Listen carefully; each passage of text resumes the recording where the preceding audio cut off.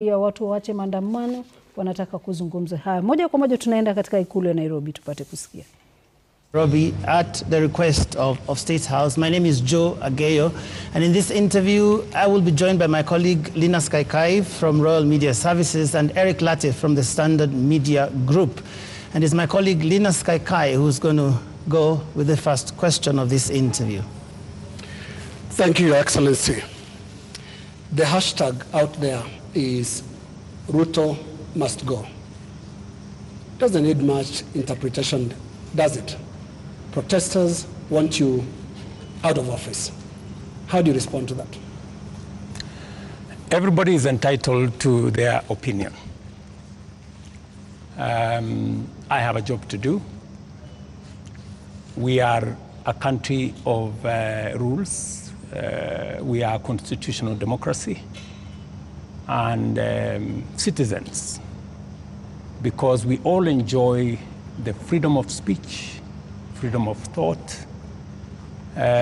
Citizens are free to engage in discourse that they want to, but that is what it is. Those are the fruits and signs of a democracy. But this is no ordinary discourse, Mr. President. Over 20 people are dead. 39 are missing through state-driven abductions. And first, they're asking a very simple question. 24 people dead. Your Excellency, do you have blood on your hands? I have no blood on my hands. 19 people, to the record that I have from the security agencies, are dead. Very unfortunate. As a democracy, that should not be part of our conversation. 2.4 billion of property has been destroyed. The Office of the Chief Justice has been burnt. City Hall has been burnt. Parliament has been burnt. That is the situation. Let's turn lives. Let's turn lives, Your Excellency. 19 let's people turn lives, dead. Your Excellency. We have 19 I said people 24. Dead. You said 19. Let's turn lives. And number two, Your Excellency. on abductions. Your Excellency, let's turn lives.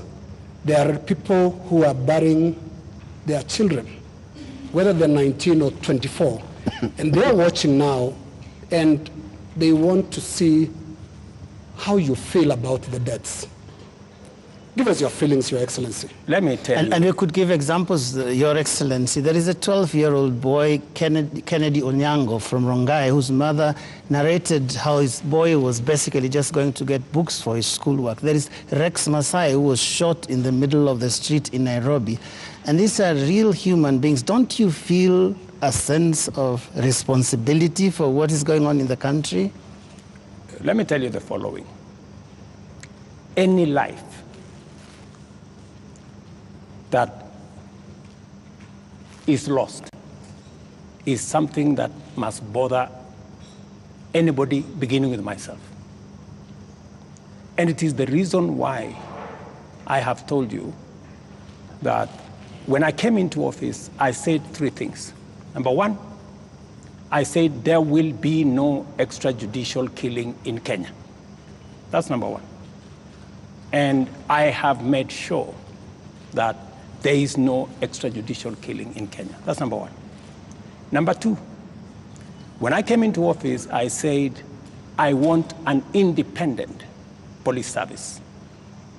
And I did sign the necessary instruments so that the police does not need permission, does not need authority, and does not report to the office of the president.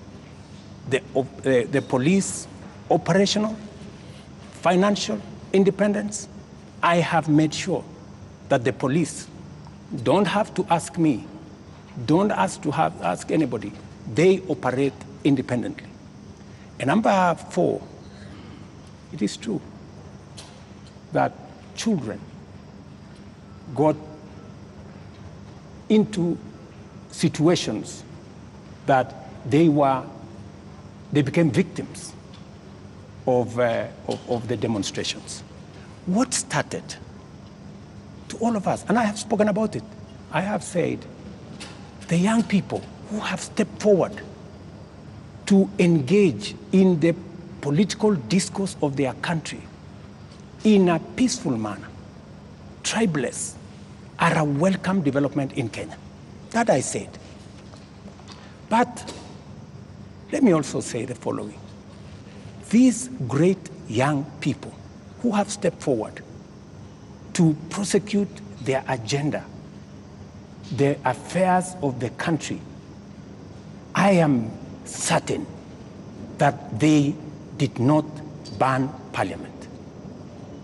Criminals and other agents who took advantage of a legitimate concern of Kenyans stepped in, went and banned the Chief Justice's office, went and banned City Hall, went and banned Parliament, and destroyed property of innocent citizens. The parents, Mr. President, what So, are you telling them? These things have happened under your watch. I am telling under your watch. I am telling every parent, I have kids like they do, and I care when there are issues in town where criminals can take advantage of situations and create a situation where the police have to use rubber bullets, the police have to use live bullets in some cases, because that is what an independent police service has to do. And I am sure the police have a record and have an explanation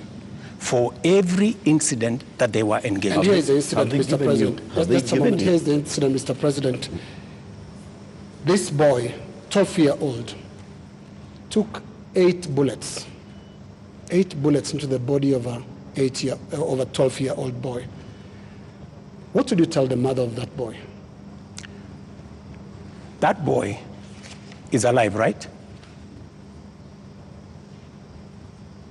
No, it's not. Kennedy Onyango died. He's died. So he's the one who died. Yes. So you're not talking about the person who was shot with rubber bullets? No. No. Yeah? Shot with bullets 8 times. Let me tell you. Yeah. In Ngong, this is the situation in Ngong, right? In Ngong, there was an incident where the police were overpowered by criminals. They took a firearm from the police. They used that firearm against people. And one policeman had to shoot this fellow who had hijacked a gun from a policeman so that not to endanger the lives of more citizens. It is among the 3 people. One of the criminals is among the 3 people who was shot by the police after they overpowered the police and took the bullet and took the gun from the police and used it against innocent citizens. I cannot confirm to you that this is not the man that shot the child, but investigations are going on and we will get to the bottom of it. Mr. President, I am telling the mother of this young person that I, as president, will make sure that finally I will give her an explanation of what really happened and make sure that we bring this to a situation where, like her, like myself who have children, she too her child can be accounted for. Mr. President, the Kenya National Commission on Human Rights is the one that has accounted for 24 bodies lying in morgues. And those bodies, the records show that these people either died in hospital and while undergoing treatment for gunshot wounds, or they ended up in the morgue in the last 2 weeks with gunshot wounds. 24. These 24, Mr. President, are you saying that the security agencies have told you that these 24 were criminals, that these 24 were armed, they were posing a danger to the police officers, and that is what necessitated the police to use live bullets on them? Because the circumstances for the police officer to use a live bullet is clear, even in their own code of operations. It is when the life of that police officer is in danger, or when somebody else's life is clearly in danger, and the person who's endangering that person is armed. Were the 24 armed?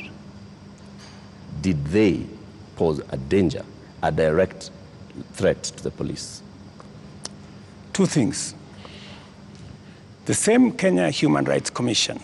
Kenya National Commission. Kenya National Commission. The government agency. Yeah, the government agency. Yes. Told the nation that there was a massacre in Githurai and 20 people were killed in Githurai. Were 20 people killed in Githurai? Really? The Kenya National Commission on Human Rights does not have records of 20 people killed. No, in but Githurai. that's their statement. It is a statement that is public, you know? So the same Kenya Human Rights, Kenya Commission, Human Rights, National Human Rights Commission told the country a blatant fake news falsehood that there was a massacre. This 24 is also... Let me, you ask me a question, allow me to answer. Yes. That's what they told the country. So an organization that can tell the country without verifying that there was a massacre in Githurai. In fact, BBC, on that account, went to investigate in Githurai.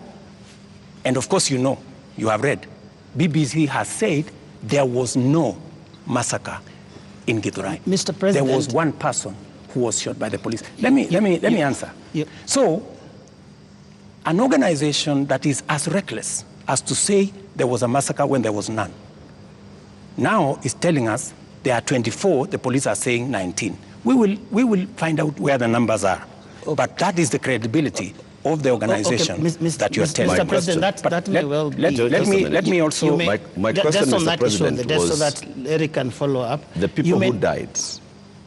Yeah, that's where I'm coming. Were they a danger to the police? That's where I'm coming. Are they the criminals that you're talking about? Let me tell you two things.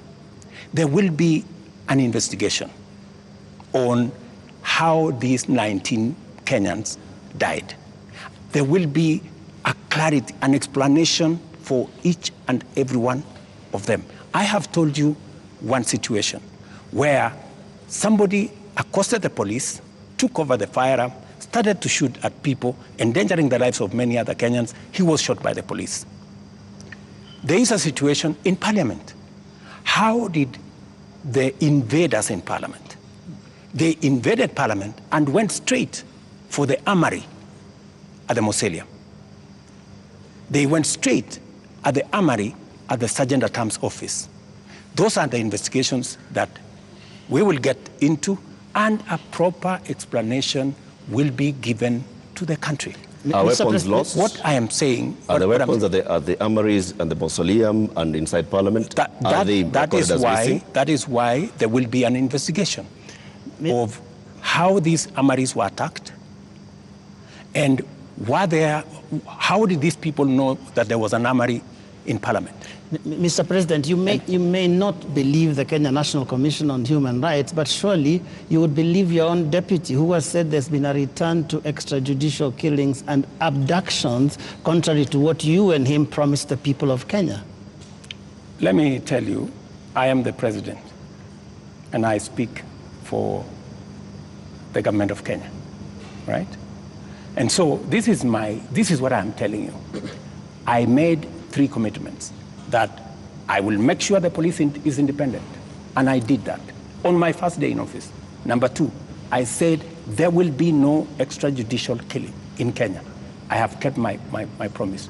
Number 3, I have told you that if there is any arrest by the police, that does not amount to an abduction.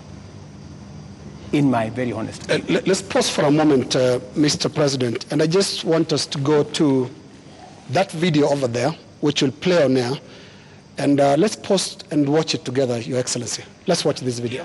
Sell them to the people of Kenya. There are enough intelligent people in Kenya to differentiate what is good from what is better and what is best. Ni jambo mbaya sana kama tutatumia askari polisi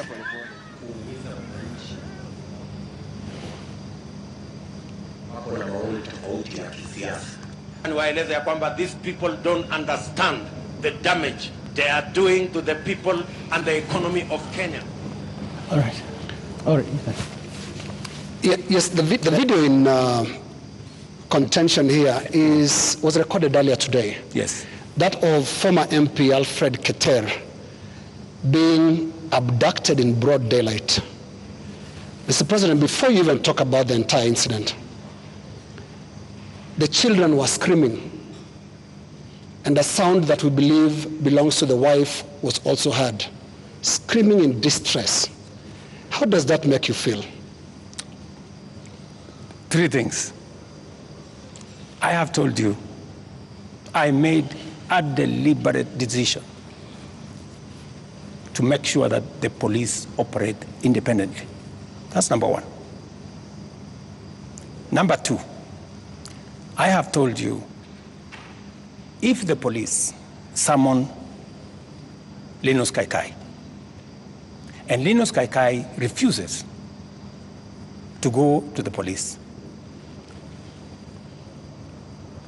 are the police not entitled to come and look for you? When the police come to arrest you after they have summoned you and you didn't show up, is that an abduction? So let's have this as a confirmation. That no, I'm just asking you. Let's have this as a confirmation, Your Excellency, that Alfred Keter was summoned by police. He refused to the police have respond to issued the a summons. statement. I would suggest, instead of us having a back and forth, the police have released a statement. Can you check what the police have released, the statement? And you still not answered my question. Which the was? wife and children screaming that way. I mean, how do you feel, Your Excellency? I mean, my friend, every child, every mother feels the same when their parent is under attack. I mean, that is what it is. But let me ask you, what about the children?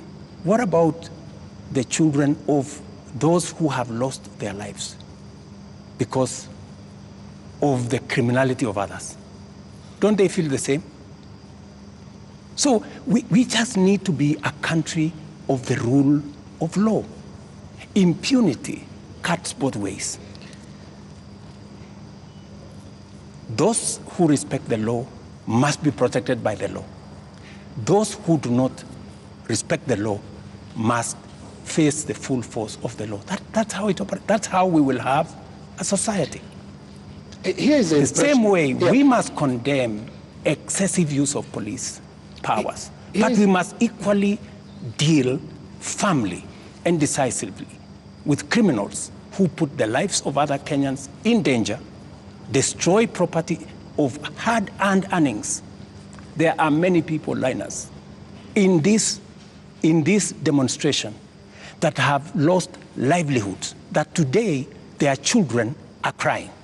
Today their wives are in tears because they don't know how to face tomorrow. Mr. President, their businesses have been wiped out. Yeah. Their incomes have been destroyed. I have just told you 2.4 billion shillings worth of business has been destroyed. I hear you, and today, as I talk to you this evening, there are families who have tears. There are families who do not know how to face tomorrow. And I've asked you very specifically, President, how do you feel about those tears, especially those who have been killed by police bullets? It is horrible. It is horrible.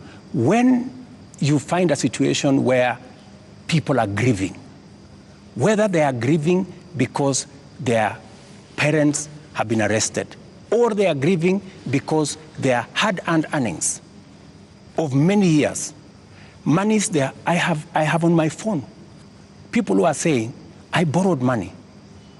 My whole loan has been wiped out. My whole barbershop has been destroyed. My whole hardware has been looted and burnt. And they are in tears. So I must equally work with the police to protect all these citizens. And it cuts both ways, Linus. It cuts both ways. Using the rule of law. Absolutely. Let me take you to just step by step. Absolutely, the rule of law. The rule of law says. The rule of law requires the police to investigate a matter, to, when they have sufficient evidence, present that to the ODPP. The Director of Public Prosecutions takes people who are culpable to court. That's the journey in the rule of law, Mr. President. In the case of 39 people who have been abducted, and the abduction here, we're using it deliberately because of the manner in which the people have been arrested, like we've seen in the case of Alfred Keter. Others who've been picked up from their houses in the middle of the night, and they are held incommunicado for more than 24 hours outside of what the rule of law says. And then they are not taken to court, so they are not charged with anything. That is outside of the rule of law. So in one instance here, we are saying we are not following the rule of law. In the second instance, Mr. President, you have people who were unarmed, like in the case of Rex, who was shot in the middle of the night, unarmed, who have been shot by police and they've ended up dead. 24 of them. You say 19. That again is extrajudicial because there is no justification that has been produced to show that there was justification for the police to use the excessive force. So basically we are showing examples where the rule of law, which you promised to uphold, which you also set and said, this is what the police has been doing. And you said, Mr. President, as you took office, that the problems with the police service also are going to the top, the leadership of the police service. And you promised the people of Kenya that you're going to hold the police to account outside of the rule of law and accountability, which comes to your desk. Are you holding the police accountable for 39 people abducted, for 24 people killed, for 627 people arrested and not charged, for 431 people injured by live bullets, rubber bullets, tear gas canisters, police batons? Latif, as I have told you, we must operate within the parameters of the rule of law. And I agree with you. The police must never act outside the framework of the rule of law. They must do that which only the Constitution and the law allows them to do. And it is very clear that any operation of the police outside the parameters of the law, the police will be held to account. Whether it is holding citizens beyond the stipulated time, but I must be thoroughly clear to you. When police arrest somebody, there is a constitutional timeline which they are allowed by the law to hold that person. 24 hours. That does not amount to an abduction. 24 hours. In my opinion. A case in point is what has just been said here about what happened earlier today. And you guys clearly said in this conference that was an abduction. I mean, it's just clear now that it is not an abduction. They're not this is an arrest. And the police have come forward to say, this is the situation, we have arrested this person, and it is just good for us to all of us follow the law. And I agree with you. The police must act within the law. But let me ask you one question also, Latif. I have never, in this conversation, which is now 20 minutes in, are you guys bothered about the fact that Parliament was burnt? Are you guys concerned that millions of businesses, of Kenyans, hardworking Kenyans, were destroyed? How do you feel? But it all happened. How do you feel? It all happened under your watch, Mr. President. No, but this is at the end of the day, this is why we are saying you sought to keep us safe. We must be even. You know, we must be even. The police have a difficult job. They have to make sure the peaceful demonstrators are protected. But they also must make sure that the criminals, and when you say criminals, you know, when I said the other day criminals, many people took offense that I was calling the demonstrators criminals. That's not. Families of the dead, Your that Excellency, is not. That's a lot of offense. Family of Rex. Rex was killed in a week when the protesters were very peaceful. The first week of these protests were peaceful.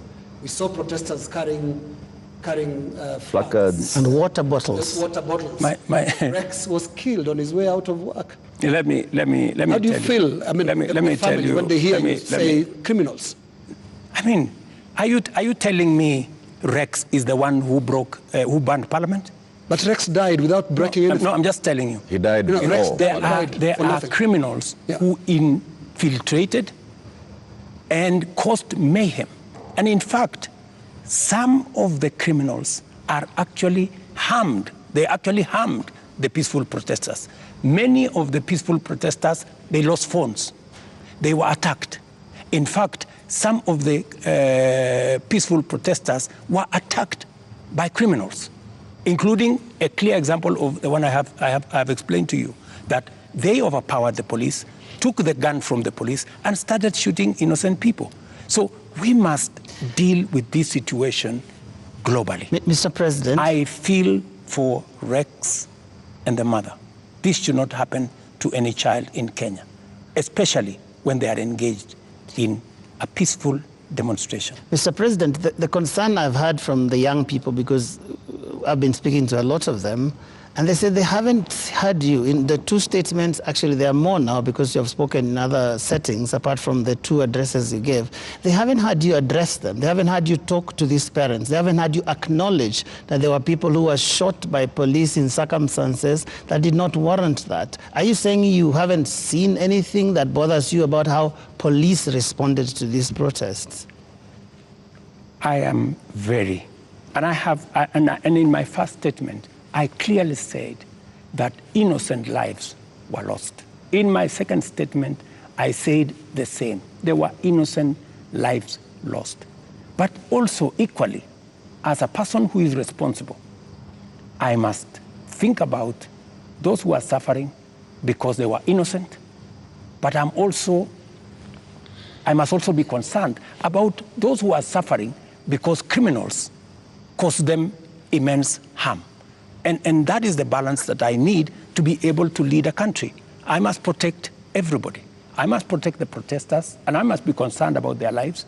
I must also protect innocent people who become victims of criminals who take advantage of a peaceful, democratic process that goes on in our country. Do you feel that you protected all those people in the last couple of days, whether it is people who have businesses, whether it is Parliament, whether it is the people who lost their children? I did my best. If I hadn't done what I did, things would have been much worse. In fact, many people ask me, Mr. President, why did you call in the army? I mean, what choice did I have? I mean, it would have been very reckless of me in the face of the kind of harm people had gone through, the 19 lives that were already lost, in the face of a burning Chief Justice office, Parliament, and the rest of it. I mean, it would have been very reckless of me not to mobilize every arm of government and every arm of our security agencies to protect the country and to protect lives. You acted as commander-in-chief. You also acted as president, head of government, and the person who took the sword and promised to protect the people of Kenya. You chair the National Security Council, which brings in the head of the police, the head of the intelligence, the head of the military, and cabinet secretaries in those dockets. Did you have information prior to Tuesday that there was going to be infiltration of the peaceful demonstrations by the criminal elements that you've talked about more than once? And if you did, what did you do about it? We had information, and that is why we prepared in the manner in which we did. If we hadn't prepared in the manner in which we did, we would not be counting 19. We would be counting different numbers. Okay. And I am telling you that the level of mobilization by criminals was heavy. In fact, many of the peaceful protesters, many of the young people, very well-meaning young people, left the town by 10, maybe 11, because they realized, and in fact you could hear them in their zelo, They were saying, guys, this is not our group. Let us go. Let us leave. You could hear them. It was in public domain that the peaceful demonstrators all of a sudden realized that the whole thing had metamorphosed into criminality. So there are criminal elements that basically hijacked. So Tuesday, Wednesday, Thursday, Friday, Saturday, it is Sunday. Mr. President, how many people are in custody on account of this? Those who you said they conducted treasonous activities, there were criminal elements. You will see them in court tomorrow. How many people are in custody? You will see them in court tomorrow. The police know what I have a ballpark brief by the police that they have enough people. They have actually, because in Kenya nowadays, you cannot commit crime and get away with it. Those who attacked Parliament are on CCTV. Those who attacked the judiciary are on CCTV. Those who attacked everywhere, those who destroyed people's shops are on CCTV. Many of them are on the run, but we will catch them. Similarly, Your Excellency. Are the funders and financiers in custody? Similarly. To your question, so the police are at it. Because if we don't deal with impunity, we will not have a country. Now, similarly, Your Excellency, you speak of them, protesters, being on CCTV. Not the protesters, I'm saying the criminals who attacked Parliament. Right. Now, every policeman also, without uniform, conducted an abduction, has also been captured on camera. Those who captured Shad Kiprono were captured on camera. Those who captured Alfred Keter today were captured on camera. And a number of other such incidents. Similarly, so that because I can hear you balancing. Yes, that's correct. Yes, are we going to see action against the killer cops, or were they doing what you are saying you had to do to prevent this from being bad? Any killer cop who went beyond what is provided for in the law, action will be taken against them. But to your question, are you telling me, Linus, that a police officer becomes only a police officer when they are in uniform? No. Police officers can identify themselves, even when they are in civilian. So, and when a police officer comes to you and says, this is my ID, I am police officer, you are under arrest for the following reasons, that is legitimate. You cannot tell me that because they were in civilian, then what they did was wrong. And that's not what they do. And that's not what they did to Alfred Keter or Shad Kiprono. Were you there? We have the CCTV footage. It's there. I would suggest, Linus, that we be fair to the police as well. Mr. And I have given you my word. Any police officer who does anything beyond the provisions of the law know the consequences. Just as any citizen who also participates in actions that are outside the law, they also know the consequences. And it is our responsibility to make sure that security agencies act in accordance with the law. As citizens, we act in accordance with the law so that we can have a law-abiding, rules-based, rule of law-based country.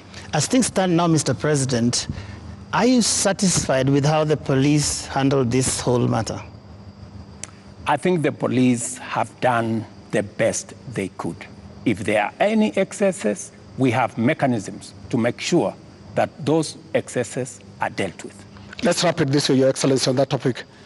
You have absolutely no regrets about the abductions and no regrets about the killings? Those are your words. Those are not mine. They're also your deputy's words.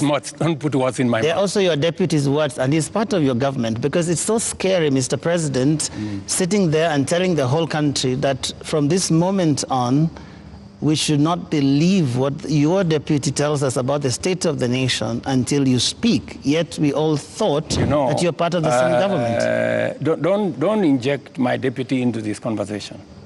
I think it is not fair, since he's not here, to tell you in what context he said whatever he said. I think it is not proper to discuss the deputy president here, and he's my deputy. Please let me deal. But have you asked him that you had a press conference? Let me deal with the issues as they are now. I think being personal and going that direction does not help. I wish this was personal, Mr. President, but it's a really serious national issue that right after you spoke, your deputy told the whole world that he was informing us that extrajudicial killings and abductions had returned to this government that he's part of. How surely can that be personal, Mr. President? I am sure that if you interview the deputy president, he will answer that appropriately. You haven't asked him? You can take it from me that extrajudicial killing will not be part of an administration that I run. I can say that without fear of any contradiction. Yes, in the interest of moving this conversation forward, Your Excellency, I want us to look into the last 2 extraordinary weeks that this country has had. Protests that you called tribeless and some of your aides called leaderless. But protests that are led by young people who are unhappy with how you've run this country for the last just under 2 years now.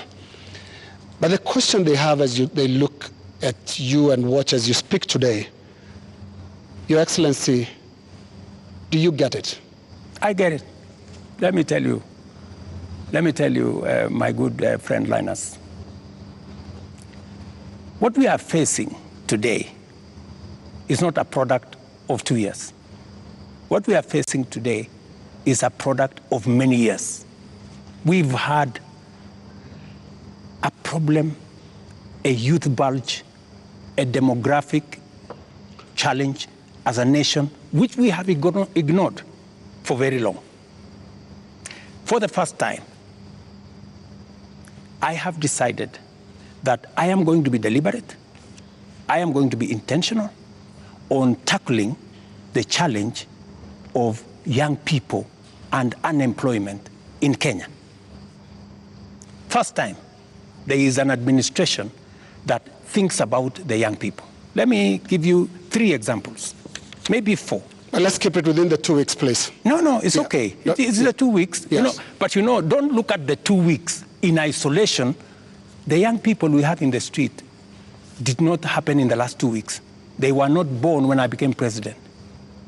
They were not jobless when I became, they did not become jobless when I became president. But I want us to... These are young people who over the years, we have close to 4.5 million young people who are out of school, out of college, with degrees, certificates, diplomas, without jobs. And that is why I have done 4 things. Number 1, when I pushed the housing program, it was not about the houses. It was about the jobs. Today, as I talk to you, Linus, we have 160,000 young people working in different parts of Kenya under our housing program. In Mukuru, here in Nairobi, and I challenge you, Linus, to go there tomorrow, there are close to 4,000 young people working who were jobless. Number 2, I have a whole program on digital jobs. I was in Ruiru now, with the MP for... just allow me. Allow me to interrupt you. No, allow me. There are risks on both ends of this interview. No, you told me I want about Your Excellency the young people. to talk about the last 2 weeks. The young people are saying, you don't get it. You don't understand what they're talking about. Now, what is the trigger here? They're saying there was this conversation about the finance bill that your government, until the other day, could not listen to anybody. It's not about the housing project. It's about listening. They are saying yours is not a listening presidency, and yours is not a listening government. How best can I listen to the young people of Kenya if I am not addressing their issues? And that is why I want to tell you, Linus, these young people, what is their biggest issue? They have talents. They have gone to school. They have no jobs. That is the problem. And I am addressing those issues. Housing is one of them. Digital jobs is another. I was in Ruiru with Simon Kingara, the MP for Ruiru, launching an ICT hub that will is actually hiring already 5,000 young people.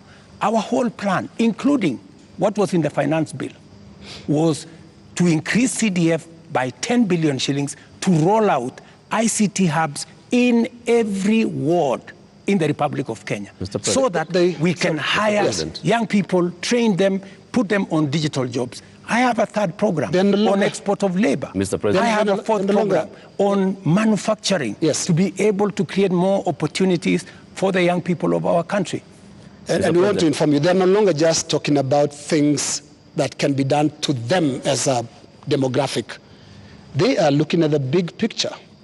Finance bill brought them out. And when did they come in? They came in after all public participation forums were not listened to. Kenya Association of Manufacturers spoke to the parliamentary committee, same thing, and said this is a bad bill. Association of Insurance spoke to the parliamentary team, this is a bad bill. We had a big conversation on national television, this is a bad bill. You did not listen. You had a meeting here with your UDA MPs, and at some point told them to pass it as it is. And until the last week, that was the first Tuesday when the protests were there, when now you offered to some amendments. They're saying you're just not listening, and it's not about them, it's about the big picture issues, and we'll come to them, including the question of corruption, which is not really a youth thing. Indeed, Mr. And just to add on to that, Mr. President, have been more Mr. President, I just want to come in your analysis. I just want to add on to that, Mr. Because I want to add on to because let me just finish it. It's the same question. It's okay. The same question. Mr. President, if you went into all the X spaces where the youth are speaking, if you looked at the demonstrations and what they were saying, the placards they are carrying, none of them has talked about we don't have jobs. None of them have talked about the housing jobs are not enough for us. None of them have talked anything about what you have mentioned. So it's not that they are not seeing about the jobs. It is beyond that, Mr. President. And respectfully, I want to put it to you that you're not hearing what they're saying. In fact, they only heard after the protests, after all those things you described, that's the time that you came and said, I have listened. Let me tell you the following. The rejection of the finance bill, and this goes to what Linus has said, that we didn't hear anything. Let me tell you, the process of a finance bill, in fact, you know, many people believe in Kenya that the finance bill is an invention of William Ruto. It is not an invention of William Ruto. The finance bill is an instrument that has been with us ever since independence. Only that we have made it much more transparent. Only that we have brought out more to the public. And that is why there is greater interrogation of what government is doing, especially after the new constitution that made public participation not a sterile provision of the constitution, but public participation to be an integral part of lawmaking, an integral part of managing the country. Let me tell you, when we took the bill, when we formulated the bill, it had 346 billion of new revenue. When MPs went out to the public said, we don't think this is good. We don't think this is good. It was reduced by 140-something billion shillings. It remained just 200 billion. Doesn't that amount to listening? No, it doesn't. That the public said, reduce this by... No, it doesn't, no. Mr. President. And that's why I said reject it. Just wait. Just wait. No, we are talking about listening. Yeah. Just relax. We're talking about listening, okay? So the public said, reduce this by 146. We sat down, we cut down the areas, we reduced it to 200. What went into the space was the people who wanted to mislead the public, to say, oh, you see, in fact, everything you have been told is still there. This was not removed. These people are not listening. These people are not listening. And let me tell you, my good friend Latif. We have dropped the finance bill. Yeah? What does that mean? It means we have gone back almost 2 years. It means that this year we are going to borrow 1 trillion shillings to be able to run our government. That's what it means. I have been working very hard to pull Kenya out of a debt trap.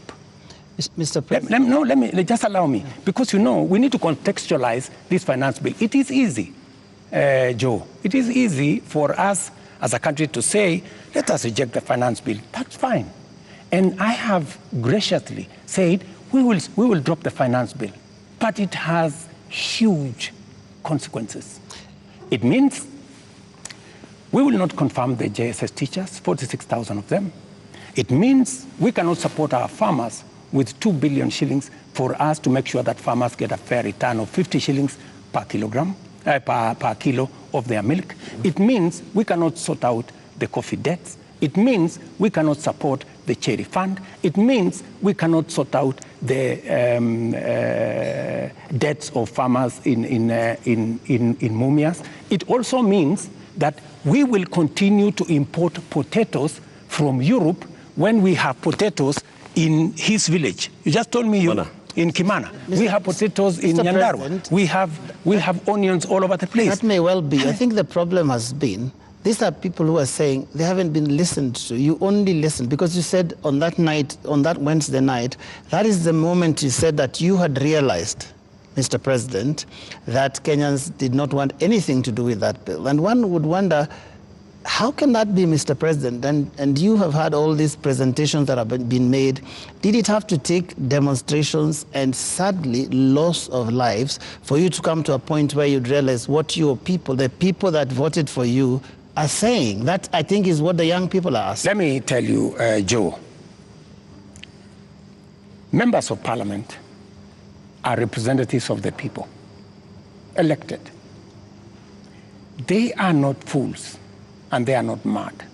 And I want to say, one day, Kenya will know that the MPs who voted yes are the true heroes of Kenya. Those are the people who saw the opportunity for us to unchain our country from debt trap and take our country to the future. Let me tell you, Joe, and I want to say this to the people of Kenya, that my plan was to make sure that in the next 3 years, maximum 4 years, we have a balanced budget, where Kenya is not the country where we are today. Let me tell you, gentlemen, and I want to tell the people of Kenya the following. We are in a very difficult financial position. This is something that the people of Kenya must understand, and that is why I am happy that we have a crisis. This crisis will help us be candid and speak to each other properly and contextualize where we are. We raised this year 2.3 trillion from our taxes. Of that 2.3 trillion, 1.1 trillion went to debt financing. 1 trillion went to salaries. What did we do? We had to go and borrow to pay the counties. We had to go and borrow to fund our education. We had to go and borrow to fund. Now, the funding gap we have done with the finance bill going down is that instead of borrowing 600 billion, we are going to borrow 600 billion plus 346 billion, that is close to 1 trillion. And let me tell you, my good friends, and I want us to be honest with ourselves. This is not how a country will get to a status where we are proud of our nation. This is not how we are going to, this is not how we are going to grow. And that is why, Linus, this situation, this crisis is a very important inflection point that we can sit together, assess. Let us agree. And I have no problem. Let us agree. Yeah. Do we continue borrowing? And let me give you the statistics. When in 2013, Linus, just allow me 1 minute, please, with a lot of respect. Okay. In 2013, the debt stock of Kenya was 1.8 trillion. For 10 years, that increased 5 times to 11 trillion, 10 point something trillion. We built a lot of roads. We connected a lot of electricity. We did many things in 10 years. But we were doing it on debt. Today, we don't have the luxury to borrow because we have reached the limit. And today, let me finish. Today, all the money we borrowed from 2013 is maturing. That is why the biggest challenge that we have as a nation is that we are spending 1.1 trillion every year of taxes we collect from ordinary Kenyans to pay debt, and not the whole debt. That's interest alone. Yeah. Interest principal comes to 1.8 trillion this year. So, my good friends, and yet you want to tell me, William Ruto, don't collect domestic taxes. Go borrow more money. No, Mr. That's President. not what they're saying, President. And What is the alternative? yeah, and I just wanted to come to one. No, what is the alternative? Just help me there. Yeah. Because there are only two things you can do. Either you raise money from taxes or you borrow, period. There is no magic here. There are Kenyans, Your Excellency, right now who do not listen to all that. Yes. They are not interested in that. That's okay, but that's the reality. But I need If you are not, if you do not want to listen to hang on, reality, Your Excellency, hang on, Your Excellency, because I need you to address a very important issue here, and that is one of a trust deficit. There are Kenyans who watch you, Your Excellency, and I don't know whether you are aware that they don't trust what you say. They don't believe what you say. Are you aware, Your Excellency, for example, that a lot of Kenyans increasingly don't associate the truth with you? that is your assessment because you have never associated the truth with me from the beginning. No, there's quite a number of Kenyans. No, I mean, that is your assessment. We asked people before we came here. That is your assessment. Yeah. And many of those that responded to me directly and to even our platforms, on KTN News, on Spice FM, on NTV, on Citizen, and we were asking them, what question should we ask the president this evening? And the one thing that many of them were saying is, when will he stop lying? So it's not Linus. That can he tell us the truth this time? Let me say the following. I told the people of Kenya that I would reduce the prices of fertilizer from 7,000 to 2,500. I don't know how that is a lie, because they buy it at 2,500. Okay. I told the people of Kenya we're going to have a housing program. A housing program is underway in Kenya. I can tell you, Linus, that whether you believe me or not, facts will not change. Yeah. And facts are not changed by who says it. And allow me to step back a bit, Your Excellency. And facts are very stubborn. Allow me to step back a bit. Yes. And what I'll do is we'll play clips, just a little combination of clips of yourself speaking not too long ago, and I want us to listen to that. I'll stand out of the way because you said it's me that doesn't associate the truth with you, and I would like you to respond to yourself, to the clips that we are going to play. But you see, Linus. Let's watch that, Your Excellency. I think, Linus, yeah. You don't bring clips that are in a biased way. You know, you select maybe something that has not happened. No. Can you be fair and select clips across the board? What I said and has been done, and what I said and maybe has not been done. So let's watch that. Maybe you can watch that. Yeah. Waeleza ya kwamba these people don't understand the damage they are doing to the people and the economy of Kenya. kwa hii taxes wanaongeza usiku na mchana. Na mimi nataka niwaulize watu wa hapa Manga, tafadhali, mkiona tumesimama hapa mbele yenu, tunawaambia kwamba tutengeneze hiyo serikali inakuja ambayo inaelewa lugha ya mwananchi wa kawaida. If you have good ideas, why do you need the police? Why do you need blackmail? Why do you need intimidation? If you have better ideas, sell them to the people of Kenya. There are enough intelligent people in Kenya to differentiate what is good from what is better and what is best. Ni jambo mbaya sana kama tutatumia askari polisi kuumiza wananchi wasio na hatia, eti kwa sababu wako na maoni tofauti ya kisiasa. I agree with that. It is not fair to use the police to harass citizens who have a contrary opinion. And that is perfect. That's what they're accusing you of. I still believe that. That's what they're accusing you of. But you don't tell me that... What is the problem with Alfred Keter? Yeah. Alfred Keter, opinion? No, it's not a contrary opinion. I mean, the police have said why they arrested him. It is not because of me.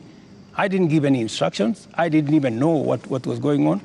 Let me tell you, Linus, I am a very clear-minded person on what I say. When it is the police, I have said, many of the people who opposed me, many of the people who were very scared about what I would do when I become president, even the people who did worse things against me, I have never gone after them because I don't believe in settling political scores using the power of state or using the police. Let me also say the following. When I talked about the taxes that I was addressing in the campaign trail, it was very obvious that when at that time we were in subsidies, that did not make sense. It is because I removed the subsidies and I changed and put production support. That is why today the price of unga has come down from 240 to 100. Because I changed the model, I changed the configuration, and it is giving us results. But are you aware, Mr. President, that the thing, perhaps apart from now the police brutality that people associate you the most, is the issue of taxes? I'm sure you know the name they call you. You've actually talked about it even yourself. This guy that they want to come down. Let me tell you, my good brother, Ageo. When I came into office and I assessed the situation, and it was no longer possible for us to borrow money, I had to be honest with the people of Kenya. I had to tell them we have two options, right? And even as we imposed taxes, we explained, we made sure that there was adequate, elaborate public participation on what it is that we were trying to achieve. And let me tell you the following. I have done the best that I could globally.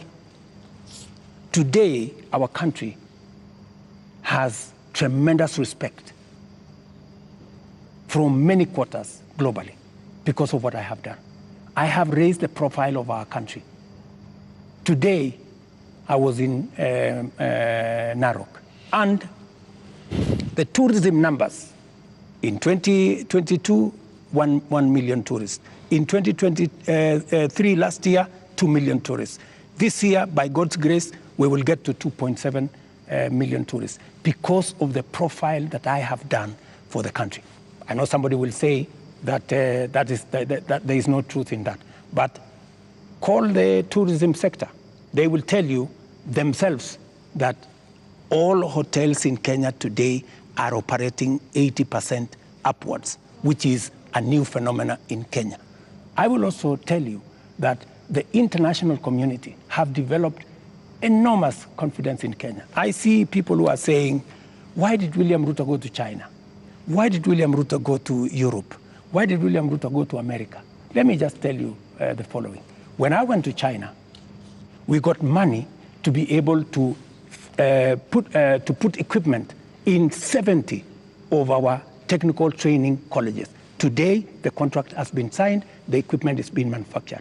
When I went to China, we got money to build Bostock Dam that has been waiting, that will serve the counties of Bomet and Kericho. When I went to China, we got money to build, we got 30 billion shillings to build roads in Nyandarua, in Kirinyaga, in 8 other constituencies in Kenya. That's why I went to China. When I went to America, we got a $1 billion facility to be built in Naivasha that is going to be the biggest data center in Africa, funded by UAE, working with Microsoft and Kenya. When I went to the US, we also agreed Kenya became the only country in Africa that is going to benefit from the CHIPS Act, where we will be manufacturing computer chips with other countries. Kenya will be among the first, will be actually the only country in Africa that will benefit from that. And so many of the young people who I see today, those are my targets for the future. So it doesn't bother you that there's this tag on your head as a president who has overtaxed Kenyans, and that the sufferings that we are going through is because of excessive taxation that you have imposed on Kenyans? That is what I was asking about. You see, if I am called Zakayo, yeah, because I have explained to the people of Kenya that the option we have is, if we continue borrowing, we will go down the cliff. If that is what is going to take Kenya to be saved from a debt default, I don't mind being called Zakayo, because it is a sacrifice worth making. Mr. President, every morning on Spice FM, we have 4 hours of a talk show. And many times we ask people, even those who come to the show, to tell us what is it that the nation is saying when we are seeing people out on the streets. And many of them, even when we said that we were coming, you have invited us to come and have this conversation this evening, they said, tell the president that he's tone deaf. And we ask why and how. And they say, when William Ruto took over as president, he took over a budget of 3.2 trillion shillings. He went to Parliament and he said, Honorable Speakers, I believe that this budget is too high. We should cut it by 300 billion shillings. So you believed barely 1.5 years ago that you can run the country with 2.9 billion shillings, trillion shillings. Barely a few months, you went to Parliament and requested to spend 3.6 trillion shillings. This year, you went to Parliament and initially requested to spend 4.2 trillion shillings. And what do they see in return? They see extravagance in government. They see a government that is pushing gung-ho to employ new people called CASs. They see a government that is purchasing new motor vehicles and trips that are extravagant. They see opulence with those that are close to the president appearing in public carrying wads of cash. They see condescending attitude from those who serve in this government when they're asked, why are you spending? And they respond the way they respond. Your advisors speaking the same. And so they see a government where the president is telling people, we are going to live within our means. We are all going to tighten our belts. We have austerity. They end up with their children not going to school because for months, JS teachers are on strike. They end up with, right now, 91 days where clinical officers have not been to work. 91 days, Mr. President. We ended up with intern doctors going on strike for weeks because the government says it has no money. We end up with people going to the hospitals and there's no medicine. We end up with people who are being told that we don't have money to pay salaries, or we don't have money to pay salaries and also having development. Yet, they see all this extravagance and opulence from those in power. You are tone deaf, Mr. President, that's what they say. Well, I guess that's why we must have a conversation. That's why we must have a conversation.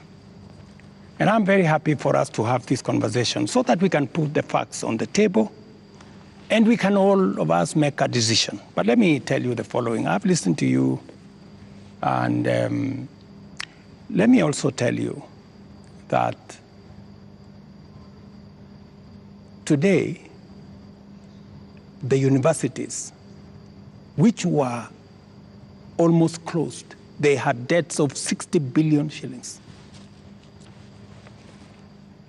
I have enhanced their budget by 40 billion shillings, the universities, because education to me is very important. It is the greatest equalizer.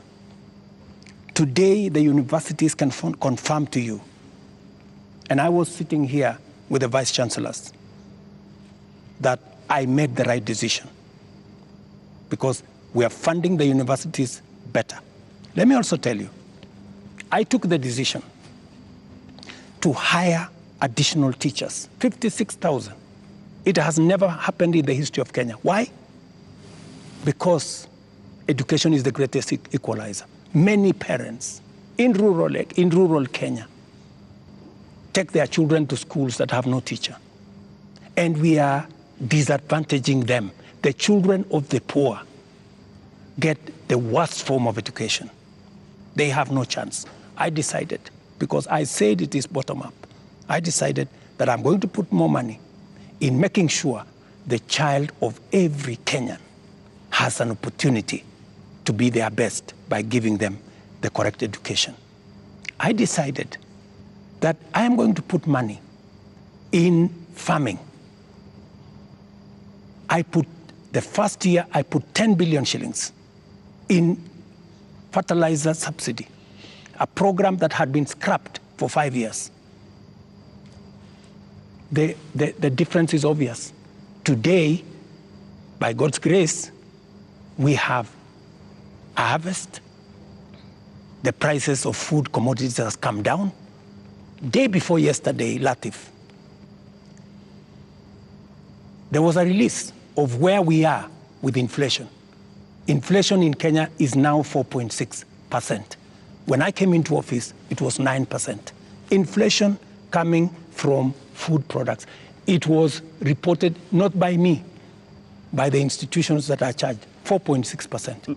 We have, where I have invested money, I can account for it. Right. And it is making a difference in the lives Their of concern many. is on extravagance in government. I will come to opulence in on opulence and extravagance. Every trip I have made, I have not made any trip outside Kenya to go and do things that are of no benefit to this nation. I can account for every trip that I have made outside our nation, whether it is on projects or programs or investments or even the profiling of this country to put it in good standing for us to attract investment. In fact, the Nairobi Stock Exchange, which was almost closed, was rated the best in the world. Not said by William Ruto, but it was in the public domain by Bloomberg. If you don't believe me, believe Bloomberg. Mr. President, So I have done what I could for the country. But let me finish you have not answered the opulence. questions. Let me go to the opulence. And let me be very clear that the display of insensitivity is a statement that has come to me, and is a sentiment that has come to me, and you will see something very different going into the future, whether it is coming from my staff, whether it is coming from this office. And I know people have raised issues of CAS, for example. I deliberately, even after Parliament had approved the position of CAS, I have not appointed any CAS because I realized that we were in a situation that we could not. And no CAS will be appointed until we have an economy that can support more opportunities. I know citizens have said that there is no need for the office of the First Lady or Second Lady. Third Lady. These are offices that were there. But because we have to live within our means, those offices from tomorrow, this new budget which is starting tomorrow, they will not be part of our equation. Because in the face of what has happened, we have to trim down every other area. And in fact, not just those, many other spaces are going to be trimmed down to reflect the new reality, especially after the finance bill was taken down by myself when I said we take this down. We are going to cut our clothes. We are going to cut our coat, the size of our clothes. We're going to reduce money going to counties. We're going to reduce money going to the judiciary. When I came into office, the judiciary was getting 18 billion. Today, they are getting 25 billion. But it was because I believed in the rule of law. I believed that we needed to do something about making sure that our judiciary has resources, because Kenyans were telling me directly, justice delayed is justice denied. Will you I cut have the size hired of your government? the highest number of judges under my administration, because I believe that Kenyans must deserve justice. Will you reduce the number of ministers, ministries, or state departments, or advisors? That is an area we are going to target and cut down, because it is the reality we have to face. Mr. President, when things like this happen elsewhere, this is a whole finance bill that's been taken down. Correct. You have people who have been advising you on financial matters. You have people who have been advising you on political matters, listening to the people. You have advisors who have talked down at Kenyans, who have called them spoiled kids, KFC, Java, and whatnot. And you have people who have been around you talking into your ear with regard to some of these things. And many people have ventured to actually say that this amounted to a vote of no confidence. Is there going to be some kind of shake-up that actually acknowledges that this is not where we should have been, and therefore, I am sorry, Kenyans, and this is what I'm doing about it? Because short of that, how are we to know that we will not find more of the same? Watch this space. There are those who have said, now that clearly there are many people who have lost confidence in Parliament, there are those who have lost confidence in you, that maybe the way to regain the legitimacy is to go to an election. There is no provision. You know, we are a country of the rule of law. Yeah? We must, whatever it is that we do, we must keep it within the parameters of the rule of law. And we cannot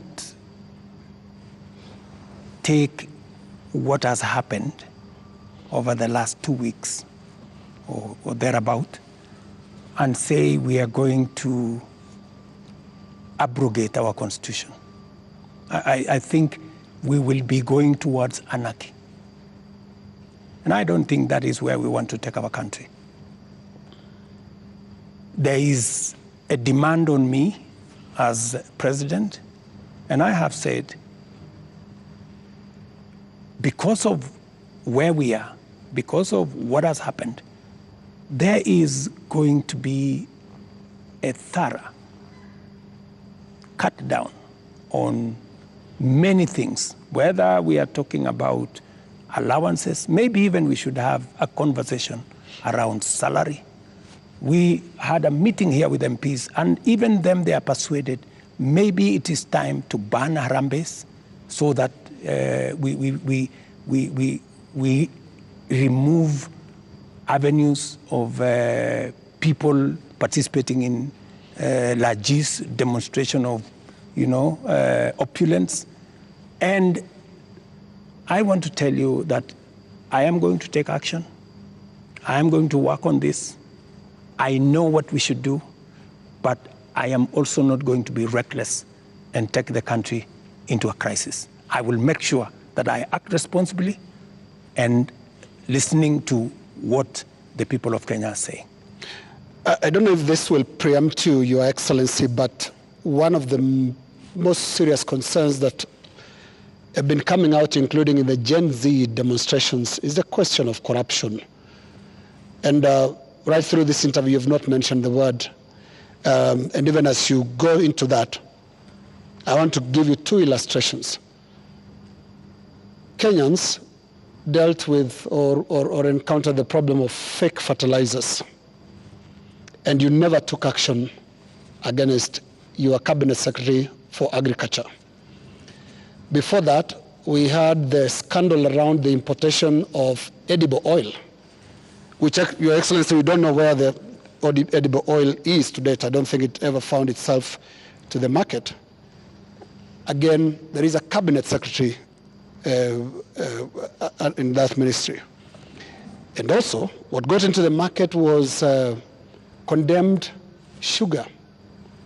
And when we look at all the information around these three cases, these are people close to you. They're cabinet secretaries. And so you are unable to take action against them. So why should you be trusted now to act? Because there are those who read and say you are really a hostage of those who campaigned for you to become president. They get away with anything. Three things, Linus. We hadn't reached the question of corruption. So don't unfairly accuse me that I have not spoken to it. I am ready to speak about it. So that's number one. Number two, I fired the CEO of KEBS when the sugar thing came up. Number two, on fake fertilizer, the minister, Mithika Linturi, was taken through a process in Parliament. The CEO of National Cereals Board, the general manager of National Cereals Board, and other 7 members of staff are in court as I talk to you. The people who signed the contract, they are in court. You spare big fish and roast the small fish. No, let me just finish. Yeah. Because I need, Linus, you know, I am a fair person, and I am a believer in the rule of law. Even though I may not like you, but I must respect that there is a due process. The moment, you know, we will have a minister who is charged in court, meaning there is evidence that they have participated in crime. Believe you me, I will take the action that is necessary.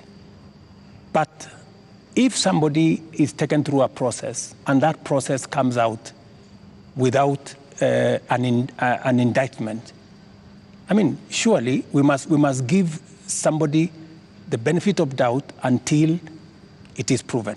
But, and the fact that the CEO, general manager, and all the people that were there who actually evidence was found have been arraigned in court. Isn't that a step in the right direction? What a political responsibility.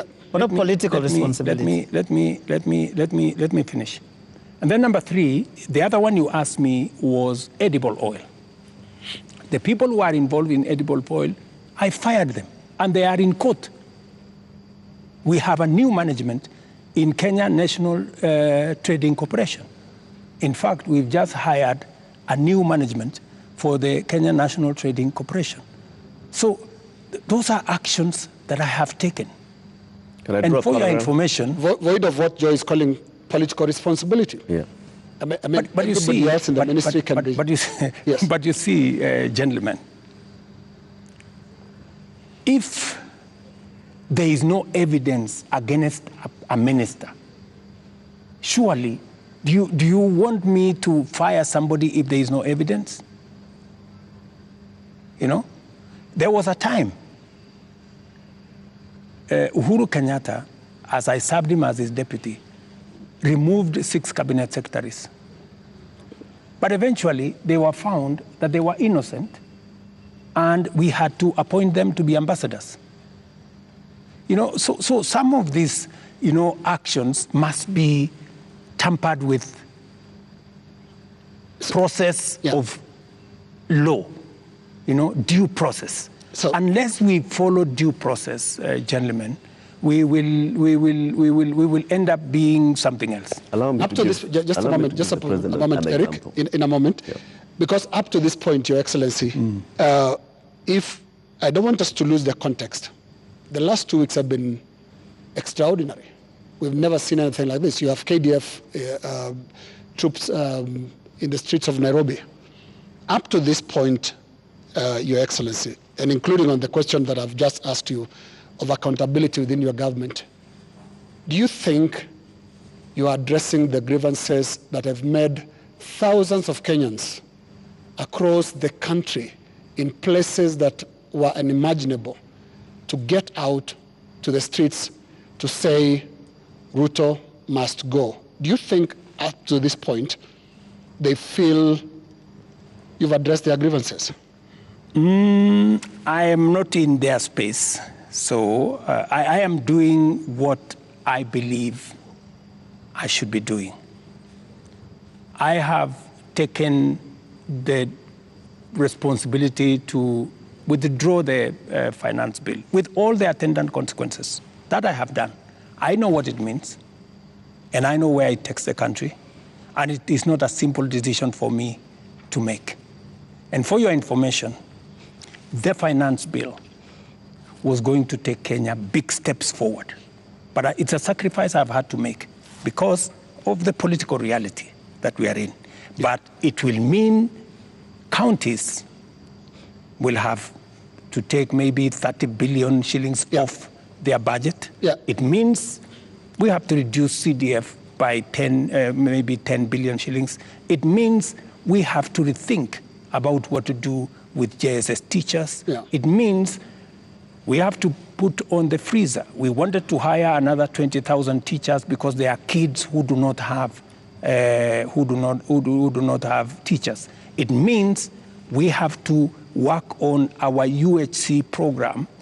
We thought we would upgrade, for example, Linda Mama. We thought we would upgrade Linda Mama. There is something, Your Excellency. It means we have to hold that, and it means many things. Just hold on, what else do you want to hear? You are speaking outward, but looking at the grievances, they're also asking questions inward from you, Your Excellency.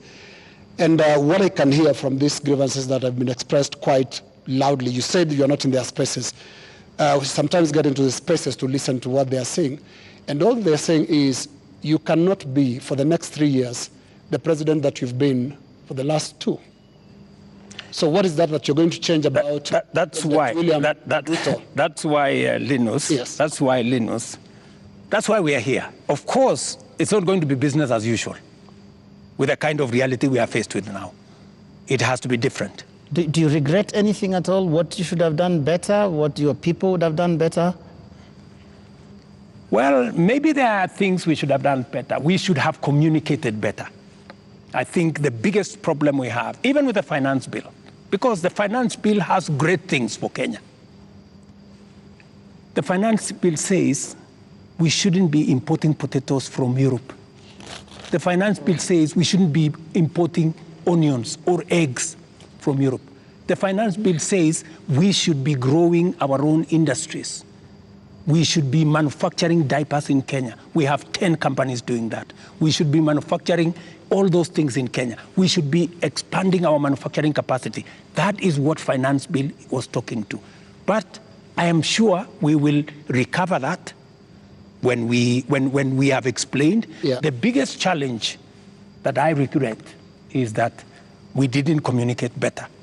Maybe we failed in explaining to Kenyans what the finance bill was all about. Because I promise you, if I am given a chance to explain to the people of Kenya what was in the finance bill and what the finance bill would have done for this country, every Kenyan would have agreed with me. But my regret is that they would say you were here, Mr. President. They said you would have explained. We didn't explain ourselves better. Maybe my communication team failed.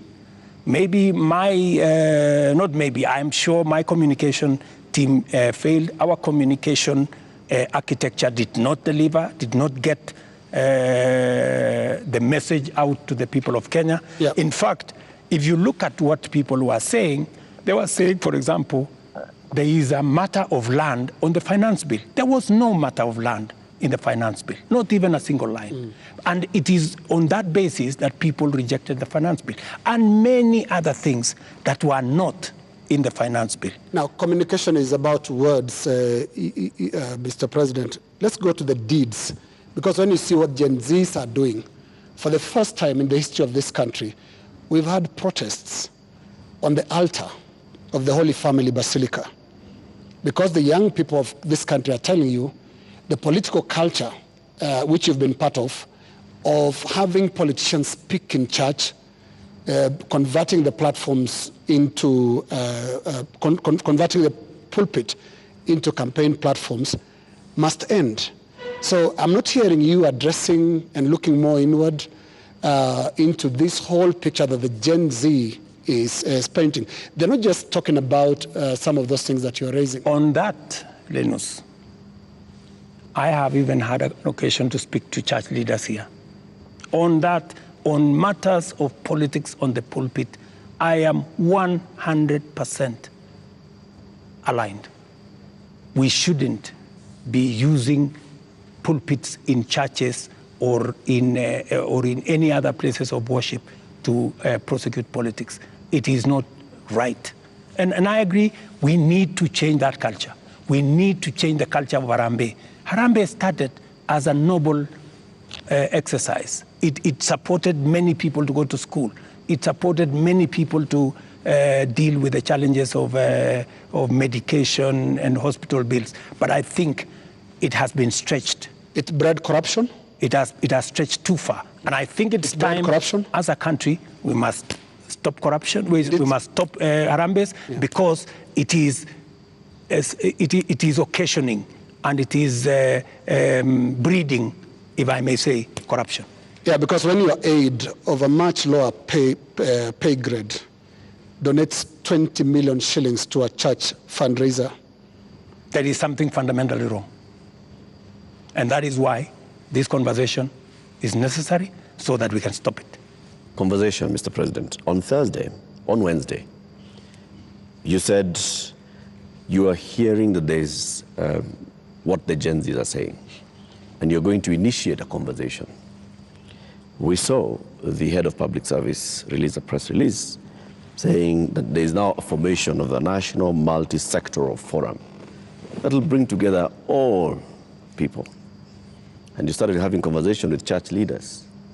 The Gen Z, upon seeing this, are saying, we did not ask for a conversation. We asked for action. So what action is going to precede this conversation? Because the conversation is another talk. It reminds people of the NADCO talks, the BBI talks, IPPG talks that just happen and they just don't end. And people are saying, we want action, Mr. President. But right now, we will participate in action, in conversations maybe later. But for now, Mr. President, yes, what's the action? I promised that I will engage the young people. Yeah, I promised. I was just making good my promise. And I promised a multi-sectoral forum, and that's what I have put out. I also promised that these are some of the topics I want us to discuss. I want us to discuss debt. I want us to discuss taxation. I want us to discuss unemployment. I want us to discuss corruption. I want us to discuss these issues. And it was a suggestion, and I am open. I am hearing that the young people are saying, we don't want a multi-sectoral forum. Maybe we should have an engagement with the president on X. And I am open to having an engagement with the young people on a forum that they are comfortable with. You're ready to go digital? If they want me to engage with them on X, I will be there. At this point, Mr. President, do you think you know what the young people want?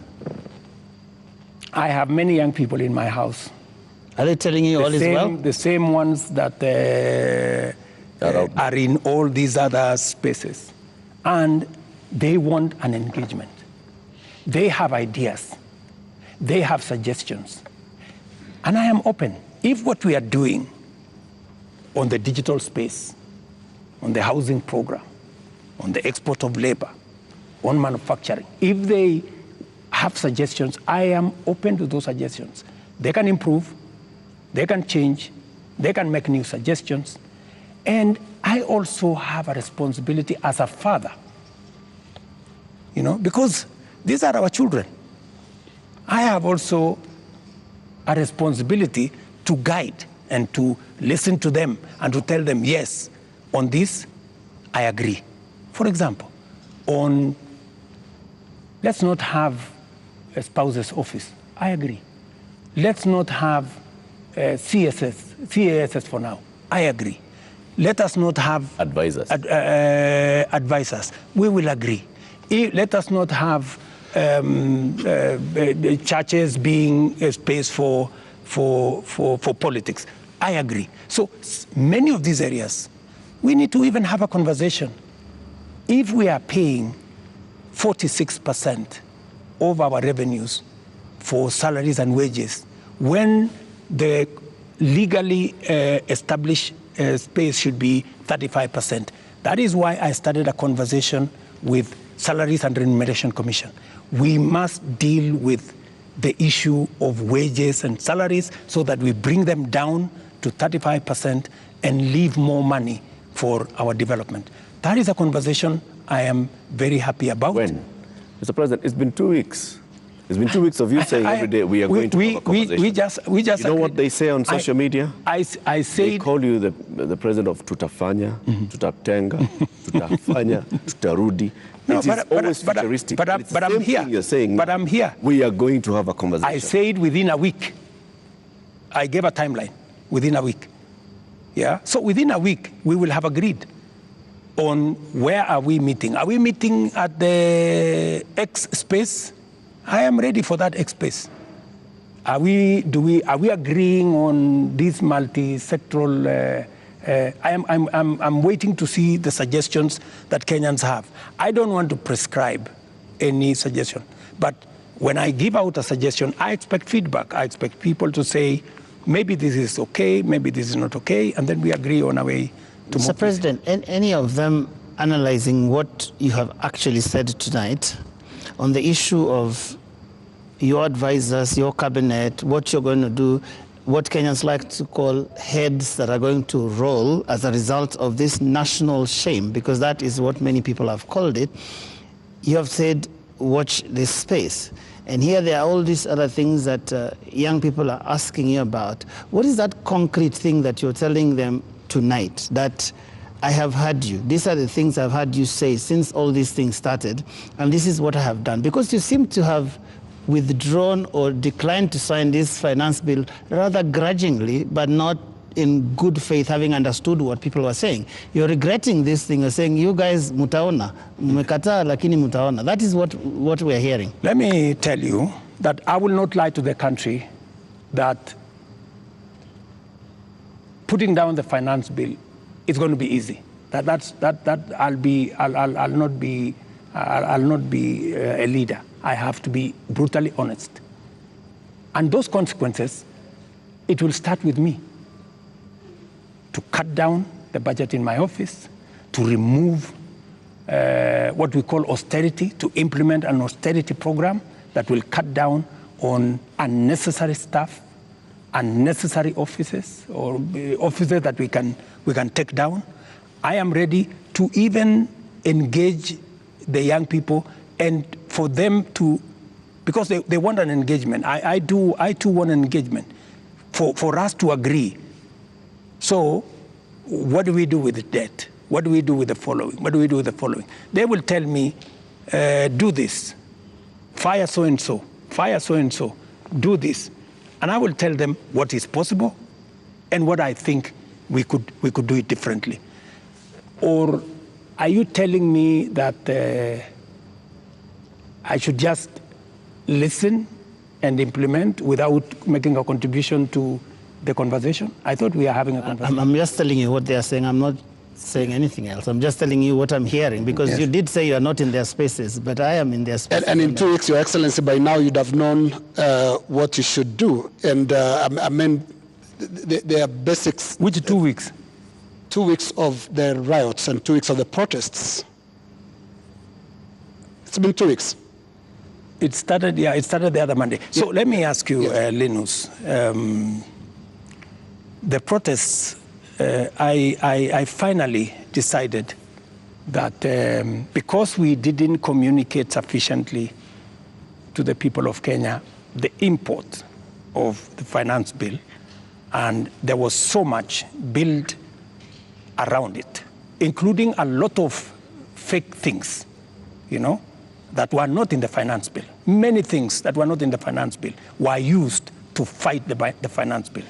And you know, at some point, many people did not even care what was in the finance bill.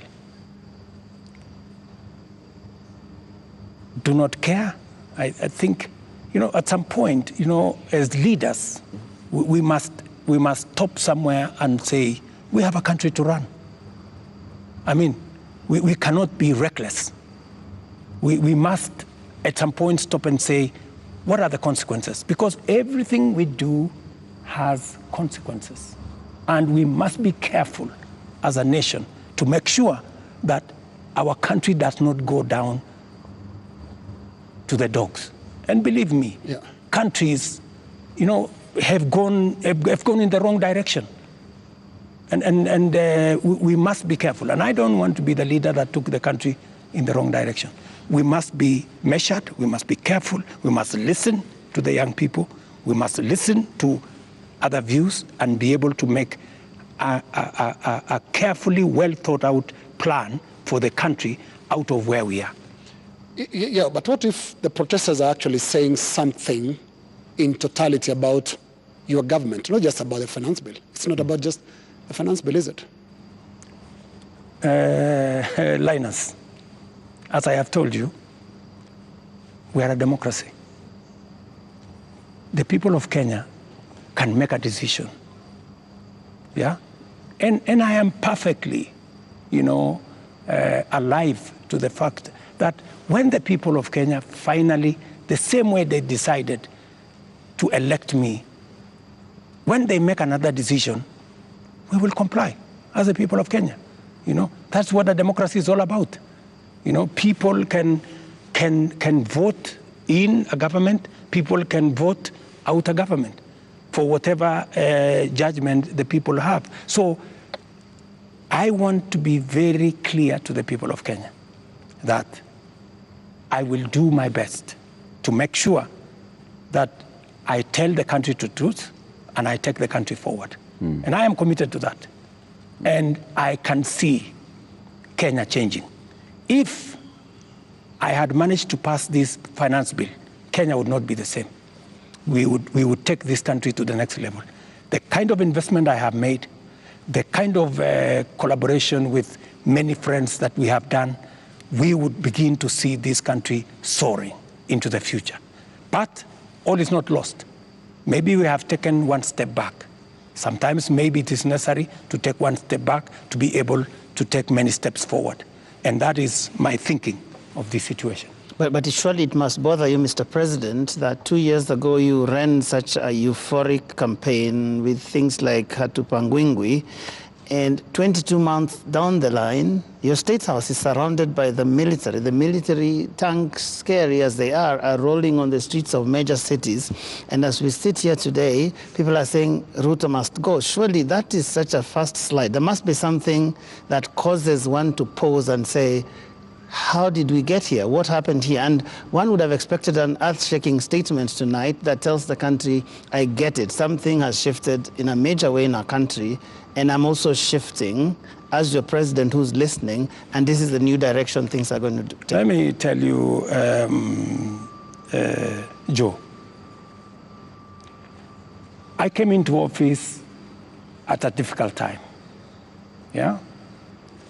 We have a combination of coming out of COVID. We have a serious drought that hit our country. We had interest rates that went up everywhere. We went into a very difficult situation.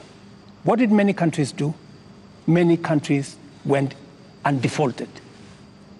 And I don't want to mention countries because it's not right to mention. But almost 8 countries in Africa went down. Many people expected Kenya to be among the 8. But believe you me, I have carefully managed the economy of Kenya. Kenya is not among the countries that have defaulted. If anything, we have running programs in Kenya. We have a whole housing program that is running. We have a whole digital program that is running. We have made changes in our education. We've hired more teachers. We've made sure that we have a new funding model for our universities. We have supported our farmers. We have reduced the cost of living.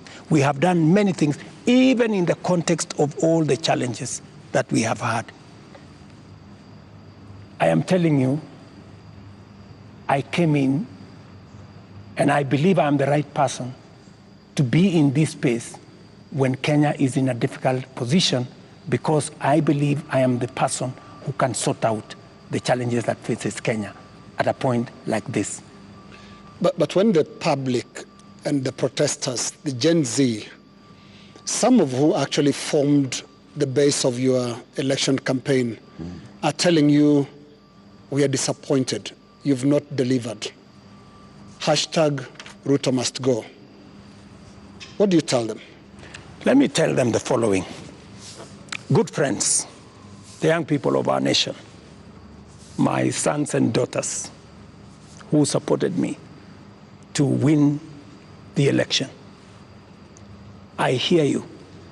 In fact, I saw, I think it was on your headline, a gentleman from my village who was saying, the president has let us down. Many children in this village are not getting jobs locally. That is why they are going abroad. Little did he know, my good friend from my village, that the children, the 500 of his colleagues around our village, are actually part of my plan on export of labor. They have actually, I intentionally supported them to leave the country because we got them jobs outside Kenya. So I am telling the young people of our nation to be patient. Our housing program is rolling. We will be hiring more architects. We will be hiring more engineers. We will be hiring more professionals to support our housing program. In the next 2 years, we will have 300, maybe 1,000 people working in that space. Be patient. We are sorting out the challenges that are facing our digital space. We're rolling out our digital space. Young guys, by the end of next year, God willing, we will have a digital hub in every ward in Kenya, because we have already started that process. Every TVET in Kenya today has an ICT hub with young people monetizing their talent. I want to tell them we are full speed into manufacturing. That is why we're saying we're no longer importing clinker, we're no longer importing steel, we're no longer importing clinker, we are no longer importing furniture.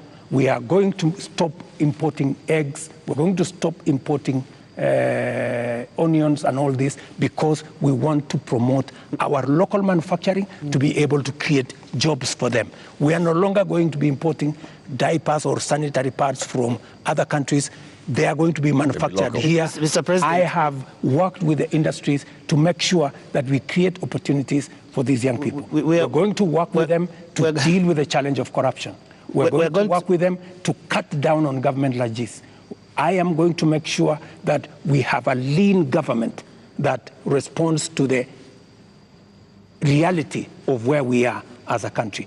That is what I am telling my good young people. The young people. There's another group of young people. Please speak to them directly. Yes. The young doctors who are in university graduating this year, yes, who are going to look for internship Correct. in the next year. The young JS teachers who were on strike a couple of weeks ago, who are expecting to be absorbed into full permanent and pensionable contracts Correct. this year. The young clinical officers also who are graduating and they expect to go on internship. The other clinical officers who are hired on contract during COVID and other programs that are just contracts, and contracts are coming to an end. I am telling the JSS teachers, I had factored in 18 billion shillings in this year's finance bill to be able to transfer them to permanent and pensionable. Because in my phone, so many of them have asked me, Mr. President, we came in, we had an agreement that we are going to be interns for 2 years, we will move to permanent and pensionable. Although I don't have the finance bill, I want to tell them, give me a bit of time, let me figure this out, how we are going to do it without the finance bill. We had also put 3 billion shillings for the doctors so that we can be able to sort them out, especially the intern doctors and those who we intended to hire to, under our UHC program. I had put 10 billion shillings on the UHC program under the finance bill.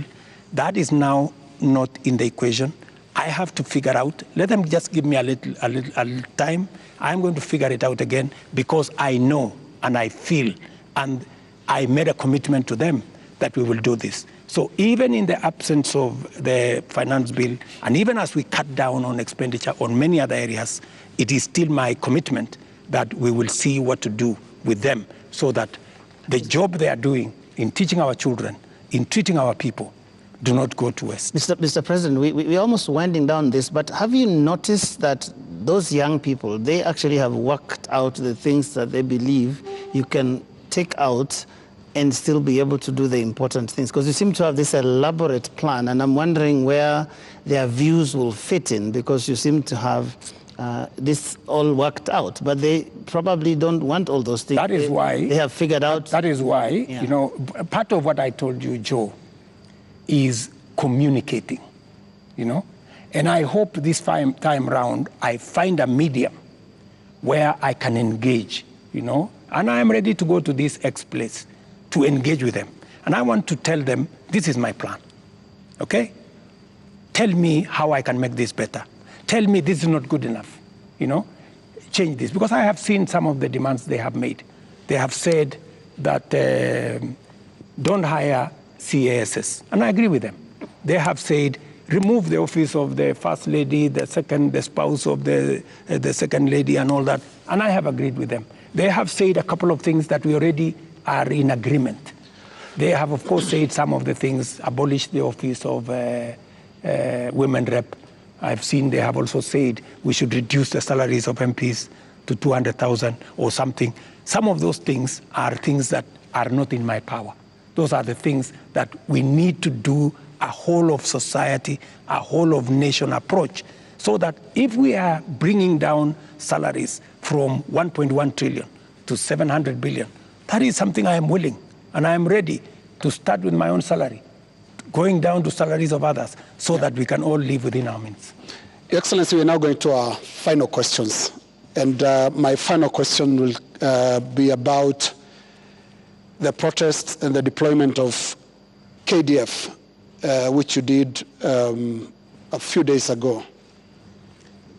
Now, the Gen Z, millennials, and the online Kenyans that are organizing these protests are promising to be back on the streets on Tuesday. What should we expect on Tuesday when protesters, peaceful as some of them have been, turn up on the streets of Nairobi? Do we expect them to be chased away by the Kenya Defense Forces? First, the Kenya Defense Forces will not be on the street. They only come as a last resort. If the demonstrations will be peaceful, I promise you, the police will be there to protect the demonstrators.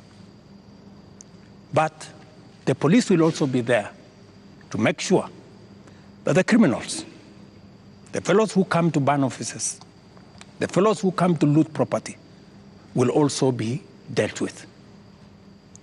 That is my commitment. We must all operate within the law. And that is what it is.